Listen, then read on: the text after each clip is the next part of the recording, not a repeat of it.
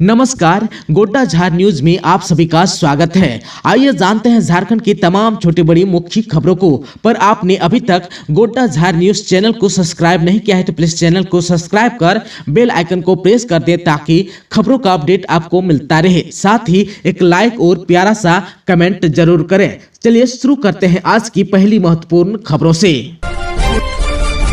14 फरवरी को होने वाली मैट्रिक और इंटर की परीक्षा स्थगित, जैक ने जारी किया आदेश। 14 फरवरी यानी कि शुक्रवार को जैक बोर्ड द्वारा ली जा रही मैट्रिक और इंटर की परीक्षा स्थगित कर दी गई है। जैक ने इसका आदेश जारी कर दिया है। जारी आदेश में कहा गया है कि राज्य सरकार ने 14 फरवरी को सभी बारात को लेकर अवकाश घोषित किया है। इस आदेश के आलोक में 14 फरवरी 2025 को आयोजित होने वाले माध्यमिक एवं इंटरमीडिएट की परीक्षा स्थगित की जा रही है। अब जो है 14 को जिन विषयों की परीक्षा होनी थी उन विषयों की परीक्षा अब 4 मार्च को होगी। शेष परीक्षाएं यथावत कार्यक्रम के अनुसार ही चलेंगी। साहिबगंज में जलापूर्ति योजनाओं में तेजी लाकर समय पर पूरा करें, मंत्री योगेंद्र प्रसाद ने कहा।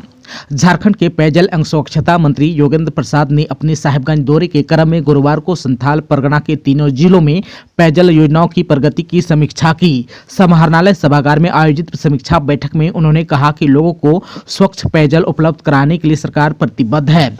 जलापूर्ति योजनाओं की धीमी प्रगति पर नाराजगी व्यक्त करते हुए उन्होंने अधिकारियों को काम में तेजी लाते हुए योजनाओं को समय पर पूरा करने का निर्देश दिया। उन्होंने अधिकारियों से योजनाओं की स्थिति की पूरी जानकारी ली। कहा कि काम में लापरवाही बर्दाश्त नहीं की जाएगी।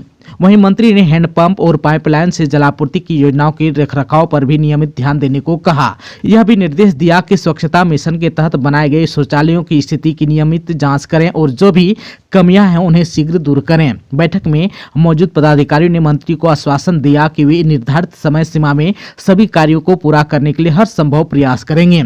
बैठक में राजमहल के विधायक मोहम्मद ताजुद्दीन उर्फ एमटी राजा, साहिबगंज डीसी हेमंत सती, पाकुड़ के डीसी मनीष कुमार, साहिबगंज के एसपी अमित कुमार सिंह, पाकुड़ के एसपी प्रभात कुमार, झामुमो के केंद्रीय सचिव पंकज मिश्रा आदि लोग उपस्थित थे। कृषि मंत्री के काफिले में बड़ा हादसा, 5 घायल, गुमला के बसिया में हुई दुर्घटना। गुमला जिला के बसिया प्रखंड में गुरुवार को एक बड़ा हादसा हुआ जिसमें मंत्री के काफिले में चल रही 3 गाड़ियां आपस में टकराई। इस दुर्घटना में प्रखंड विकास पदाधिकारी यानी कि बीडीओ समेत 5 लोग घायल हो गए। यह हादसा तब हुआ जब झारखंड सरकार की कृषि सहकारिता एवं पशुपालन मंत्री शिल्पी नेहा तिर्की बसिया दौरे पर जा रही थी। उनके काफिले में चल रही 3 गाड़ियां आपस में टकराई जिसमें बीडीओ सुप्रिया भगत समेत 5 लोग घायल हो गए। चीफ सेक्रेटरी ने योजनाओं की प्रगति की समीक्षा की, क्रियान्वयन में तेजी लाने का दिया निर्देश। मुख्य सचिव अलका तिवारी ने राज्य में राष्ट्रीय कृषि और ग्रामीण विकास बैंक यानी कि नाबार्ड के सहयोग से चल रही विभिन्न योजनाओं की प्रगति की समीक्षा की। उन्होंने योजना क्रियान्वयन में तेजी लाने का निर्देश दिया और कहा कि योजनाओं के समय पूरा होने से नाबार्ड के ऋण का फायदा मिलेगा। वहीं समीक्षा के दौरान बताया गया कि विभिन्न विभागों की वित्तीय वर्ष 2024-25 में कुल 2,921.79 करोड़ की 500 योजनाओं के क्रियान्वयन के लिए 1,839.39 करोड़ रुपए के ऋण स्वीकृत हुए हैं या प्रक्रियाधीन हैं। वहीं पेयजल एवं स्वच्छता विभाग के पेयजल से जुड़ी 1,137.53 करोड़ की 18 योजनाओं के लिए 976.96 करोड़ रुपए का ऋण स्वीकृत हो चुका है। वहीं जल संसाधन विभाग के 365.30 करोड़ के पलामू लिफ्ट इरिगेशन प्रोजेक्ट के लिए 308 करोड़ और 511.36 करोड़ के पीरटाण मेगालिस्ट इरिगेशन प्रोजेक्ट के लिए 461.53 करोड़ रुपए का ऋण स्वीकृत हुए हैं। वहीं कृषि पशुपालन एवं सहकारिता विभाग के 369 गोदाम और मार्केटिंग सेंटर बनाने के लिए 103.66 करोड़ की योजनाओं के विरुद्ध 92.85 करोड़ रुपए की स्वीकृति मिल चुकी है। वहीं ग्रामीण कार्य विभाग के ग्रामीण पुल निर्माण की 803.94 करोड़ की योजना है। इनमें से 124 पुल निर्माण के लिए 271.35 करोड़ का ऋण प्रक्रियाधीन है। वित्त मंत्री से मिला झारखंड जन अधिकार महासभा का प्रतिनिधिमंडल, अपनी मांगों से कराया अवगत। झारखंड जन अधिकार महासभा के एक प्रतिनिधिमंडल ने वित्त मंत्री राधाकृष्ण किशोर से मुलाकात की और आगामी बजट सत्र से पहले राज्य के गरीब और हाशिए पर मौजूद समुदायों से जुड़े अहम मुद्दों पर ध्यान आकर्षित कराया। महासभा ने विभिन्न मुद्दों पर ध्यान केंद्रित किया, जिनमें सामाजिक सुरक्षा पेंशन, मध्याह्न भोजन, रसोइयों के वेतन में सुधार, मातृत्व लाभ योजना की विस्तार, राज्य की न्यूनतम मजदूरी दर में वृद्धि और शिक्षकों की नियुक्ति शामिल हैं। वहीं वित्त मंत्री ने सकारात्मक प्रतिक्रिया देते हुए आश्वासन दिया कि सरकार सामाजिक सुरक्षा पेंशन व मध्याह्न भोजन रसोइयों की मानदेय में वृद्धि के लिए विचार करेगी। उन्होंने झारखंड में मातृत्व लाभ योजना के विस्तार के लिए एक स्पष्ट रोड मैप तैयार करने को भी वादा किया। हजारीबाग में कैप्टन करमजीत सिंह बख्शी को दी गई अंतिम विदाई, उमड़ी भीड़, शहर हुआ गमगीन। जम्मू कश्मीर के अखनूर सेक्टर में शहीद हुए कैप्टन करमजीत सिंह बख्शी को हजारीबाग में अंतिम विदाई दी गई। कैप्टन करमजीत के पैतृक आवास से मुक्तिधाम तक अंतिम सम्मान यात्रा निकाली गई, जिसमें पूरा शहर उमड़ पड़ा। लोगों ने उनके पार्थिव शरीर पर फूलों की बारिश की और भारत माता की जय के नारे लगाए। अंतिम सम्मान यात्रा के दौरान शहर के प्रतिष्ठान बंद रहे। रास्ते भर समाज के हर तबके के लोगों ने भी उस शहीद को नमन किया और श्रद्धांजलि अर्पित की। कैप्टन करमजीत की अंतिम सम्मान यात्रा निर्धारित रास्ते से होते हुए मुक्तिधाम पहुंची, जहां सेना के जवानों और स्थानीय पुलिसकर्मियों ने शहीद को सलामी दी। इसके बाद उनका अंतिम संस्कार किया गया। शहीद कैप्टन करमजीत को उनके पिता ने मुखाग्नि दी।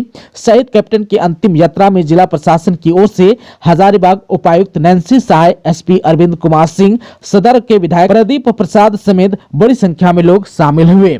आप सबको बता दें कि कैप्टन करमजीत सिंह बख्शी की शादी आगामी 5 अप्रैल को होनी थी। उनकी शहादत पर उनके परिवार और देश को गर्व है। उनकी देशभक्ति और पराक्रम की गाथा हमेशा प्रेरणा का स्रोत बनी रहेगी। उनकी शहादत उनके परिवार और देश के लिए एक बड़ा बलिदान है।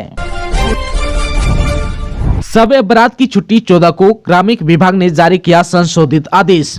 झारखंड सरकार ने शब-ए बारात पर आज यानी कि 14 फरवरी को छुट्टी की घोषणा की है। कार्मिक विभाग ने इससे संबंधित आदेश जारी कर दिया है। जारी आदेश में कहा गया है कि 14 अक्टूबर 2024 में जारी अधिसूचना के तहत वर्ष 2025 में विभिन्न पर्वों और अवसरों पर झारखंड राज्य सरकार के अधीन सभी कार्यालयों के लिए अवकाश घोषित किया गया है। उक्त अधिसूचना में आंशिक संशोधन करते हुए शब-ए बारात के अवसर पर 14 फरवरी 2025 को यानी कि शुक्रवार को कार्यपालक आदेश के तहत अवकाश घोषित किया जाता है।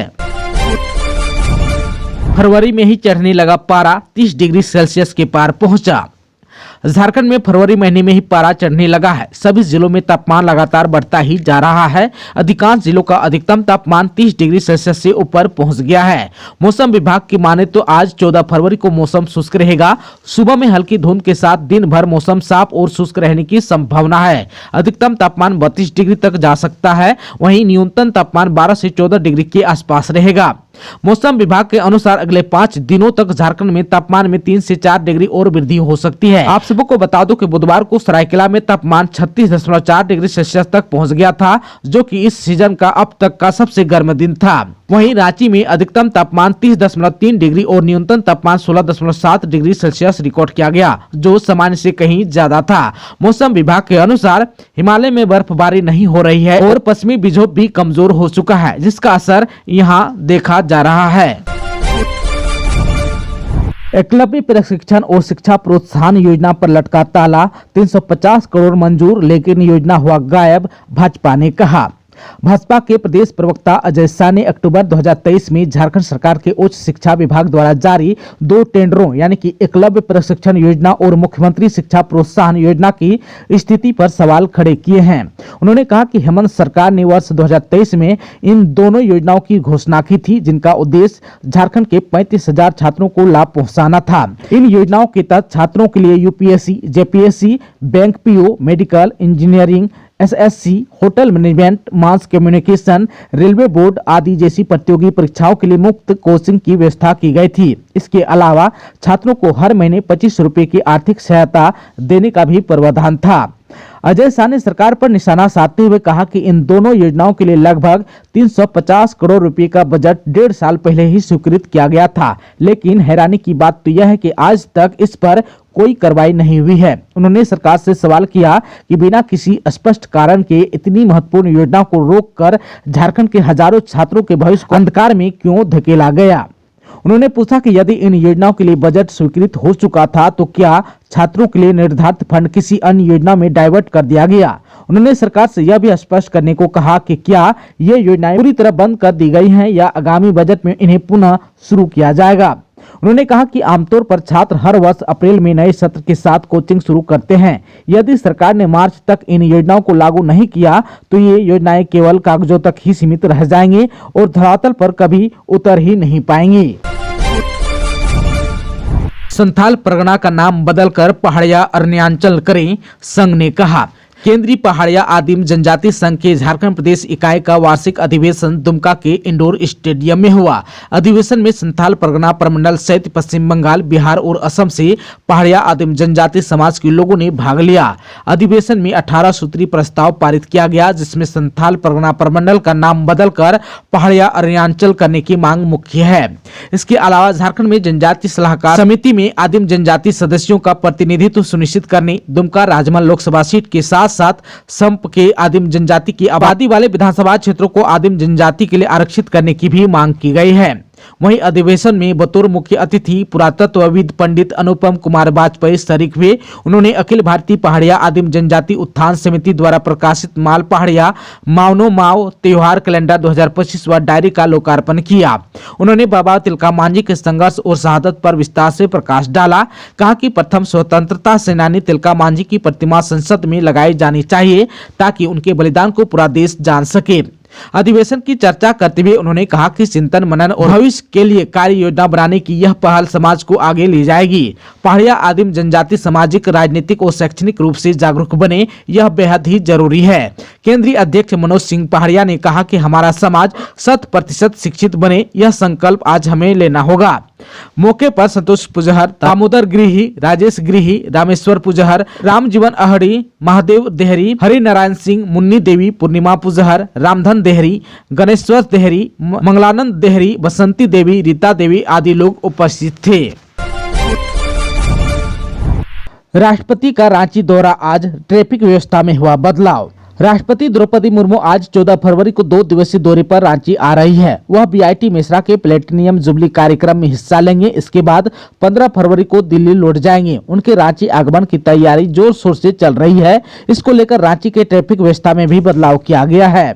वहीं मैट्रिक और इंटर की परीक्षार्थी जिनकी परीक्षा 15 फरवरी को प्रथम पाली में है, वो परीक्षा केंद्र सुबह 9:09 बजे तक पहुँच जाए। वहीं द्वितीय पाली के परीक्षार्थी सुबह 12 बजे तक एग्जाम सेंटर पर पहुँच जाए।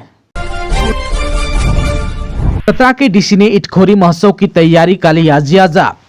चतरा के डीसी रमेश घोलप भद्रकाली मंदिर पहुंचे। वहां डीसी ने इटखोरी राजकीय महोत्सव की तैयारी का जायजा लिया। उनके साथ एसपी विकास कुमार, डीडीसी अमरेंद्र सिन्हा, अनुमंडल पदाधिकारी जहूर आलम भी थे। इस दौरान उपायुक्त व अन्य अधिकारियों ने महोत्सव स्थल, कंट्रोल रूम, सेमिनार स्थल, शौचालय, नए डाक बंगला परिसर समेत स्थलों का दौरा किया। वहीं संबंधित विभाग के अधिकारियों को जल्दी अपने अपने कार्यों को पूरा करने का दिशा निर्देश दिया। इस दौरान उन्होंने कलाकारों को रहने की व्यवस्था की जानकारी, मंच की तैयारी की जानकारी, शौचालय, पेयजल, बिजली आपूर्ति व एलईडी समेत अन्य व्यवस्था की जानकारी ली। उन्होंने कहा कि इस महोत्सव को लेकर प्रशासन गंभीर है। कहा कि निर्धारित समय से पूर्व महोत्सव की सारी तैयारी पूर्ण कर ली जाएगी। महोत्सव में आने वाले श्रद्धालुओं की सुविधा का पूरा ख्याल रखा जाएगा। एसपी विकास पांडे ने कहा कि महोत्सव के दौरान सुरक्षा के पुख्ता इंतजाम जारी रहेगी ताकि किसी श्रद्धालुओं को कोई परेशानी न हो। इस मौके पर जिला परिवहन पदाधिकारी इंद्रनाथ कुमार,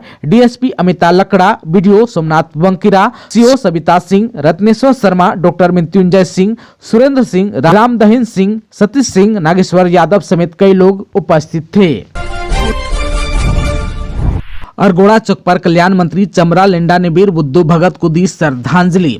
वीर बुद्धू भगत होही यानी कि क्रांति मोर्चा के अध्यक्ष प्रदीप तिर्की की अगुवाई में गुरुवार को आदिवासी संगठनों ने अरगोड़ा चौक पर वीर बुद्धू भगत को श्रद्धांजलि अर्पित की। उनके नाम पर बनाए गए स्थल पर शिबू पाहन ने पूजा अर्चना की। कार्यक्रम में सैकड़ों आदिवासी महिला और पुरुष पारंपरिक वेशभूषा में एकजुट हुए। वीर बुद्धू भगत के जन्म स्थल से उनके वंशज मिट्टी और जल लेकर आए थे, जिसमें रामधनी भगत, शिव पूजन भगत और बिहारी भगत शामिल थे। उन्हें भव्य रूप से अरगोड़ा चौक पर स्वागत किया गया। मुख्य अतिथि के रूप में कल्याण मंत्री चमरा लेंडा उपस्थित हुए और कहा कि वीर बुद्धू भगत आदिवासी समाज के लिए प्रेरणादायक व्यक्ति थे। आज भी युवा पीढ़ी उनके संघर्ष और बलिदान को याद करती है। उनके जन्म दिवस पर उनके जन्म स्थल सिलगाई में भव्य कार्यक्रम आयोजित किया जाता है। उन्होंने यह भी कहा कि अरगोड़ा चौक पर जल्द ही वीर बुद्धू भगत की प्रतिमा स्थापित की जानी चाहिए। वित्त मंत्री राज्यपाल से मिले, नीलांबर पीताम्बर विश्वविद्यालय के भवन निर्माण में हुई अनियमितताओं से कराया अवगत। वित्त मंत्री राधाकृष्ण किशोर ने गुरुवार को राजभवन में राज्यपाल संतोष कुमार गंगवार से मुलाकात की। इस दौरान उन्होंने राज्यपाल को नीलांबर पीताम्बर विश्वविद्यालय के भवन निर्माण में हुई अनियमितताओं से अवगत कराया। इस पर राज्यपाल ने इस मामले पर संज्ञान लेते हुए 3 सदस्यीय कमेटी से जांच कराने की बात कही। समिति पूरे भवन का निरीक्षण कर राज्यपाल को रिपोर्ट सौंपेगी।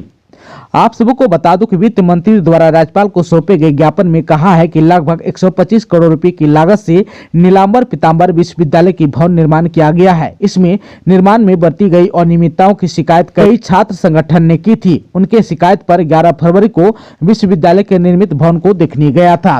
वहीं उन्होंने कहा कि मैंने पाया कि विश्वविद्यालय के प्रशासनिक तथा एकेडमिक भवन में लगाए गए खिड़की दरवाजे की गुणवत्ता संभवतः तय मानकों के अनुरूप नहीं है। वहीं एकेडमिक भवन की खिड़कियों में ग्रिल नहीं लगाया गया है। परिणाम स्वरूप सुरक्षा खतरों से इनकार नहीं किया जा सकता है। मेरे विश्वविद्यालय के निरीक्षण के क्रम में कुल सचिव शैलेश कुमार मिश्रा भी मौजूद थे। उन्होंने मुझे बताया कि निर्मित भवनों में पेयजल की कोई व्यवस्था ही नहीं है। कुल सचिव ने बताया कि विश्वविद्यालय प्रशासन के द्वारा प्रशासनिक और एकेडमिक भवन को हस्तगत कर लिया गया है। एकेडमिक भवन में पेयजल की सुविधा नहीं होने के कारण सभी कक्षाओं का अध्ययन कार्य नहीं हो पा रहा है। वहीं छात्र संगठन से जुड़े कुछ लोगों ने मुझे यह भी बताया कि निर्मित भवन की दीवार में हल्की दरारें भी आ गई है। शंका उत्पन्न करने वाली बात तो यह है कि बिना पेयजल की सुविधा उपलब्ध कराए भवन में लगाए गए दरवाजा, खिड़की में घटिया सामग्री तथा प्राक्कलन में उल्लेखित कार्यों का सत्यापन किए बिना कुल सचिव श्री मिश्रा के द्वारा भवन का हैंड ओवर क्यों लिया गया। भवनों के निर्माण में करीब 350 करोड़ रुपए से अधिक का अभी भी खर्च आने वाला है। जानकारी मिली है कि नीलांबर पीताम्बर विश्वविद्यालय के भवनों के निर्माण में करीब 350 करोड़ रुपए से अधिक का खर्च आने वाला है। भवनों तथा आवास इत्यादि के निर्माण के पूर्व पेयजल की उपलब्धता सुनिश्चित किए बिना इतने विशाल भवन के निर्माण का क्या औचित्य था। यह तो जांच के उपरांत ही पता चलेगा कि विश्वविद्यालय के निर्माण मानक के अनुरूप किया गया है या नहीं। पलामू में उटारी रोड में धूमधाम से मनाई गई संत रविदास की जयंती।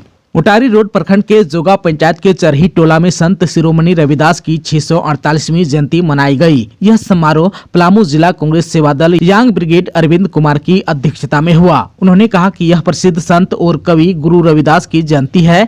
उन्हें भगत रविदास के नाम से भी जाना जाता है।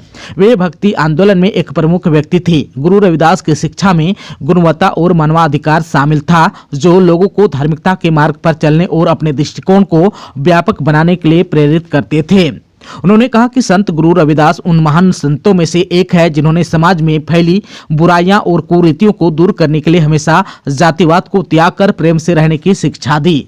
रविदास के अनमोल विचार आज भी लोगों को प्रेरित करते रहे हैं। इस मौके पर उपस्थित मुन्ना राम, कमलेश राम, अनिल राम, सूरज कुमार, नीतीश चौधरी, मणिकांत कुमार, पवन देव, सूरज कुमार, रंजन कुमार, पीयूष कुमार, अनुज कुमार, चंदन राम, शिव कुमार राम, सुदर्शन राम, अभिषेक जुटी हुई है। वाहन चालक विजय कुमार साहू ने बताया कि वे सुबह 8 बजे बच्चे को डीनो बिली स्कूल छोड़ने गए थे। इसके बाद सड़क के किनारे गाड़ी को खड़ी करके घर चले गए थे। कुछ ही समय बाद स्थानीय लोगों ने उन्हें सूचना दी कि गाड़ी में आग लग गई है। कहा कि गाड़ी में आग कैसे लगी इसकी जानकारी नहीं है। वहीं स्थानीय निवासी शकील अंसारी का कहना है कि गाड़ी में शॉर्ट सर्किट के कारण आग लग गई होगी। उन्होंने बताया कि स्थानीय लोगों ने आग बुझाने की पूरी कोशिश की, लेकिन आग तेजी से फैल गई। कहा कि अग्निशमन विभाग और झरिया पुलिस की तत्परता से आग पर काबू पाया गया। यदि समय रहते आग पर काबू नहीं पाया जाता तो यह एक बड़ी घटना के रूप ले सकती थी, क्योंकि यह समय स्कूल खोलने का था।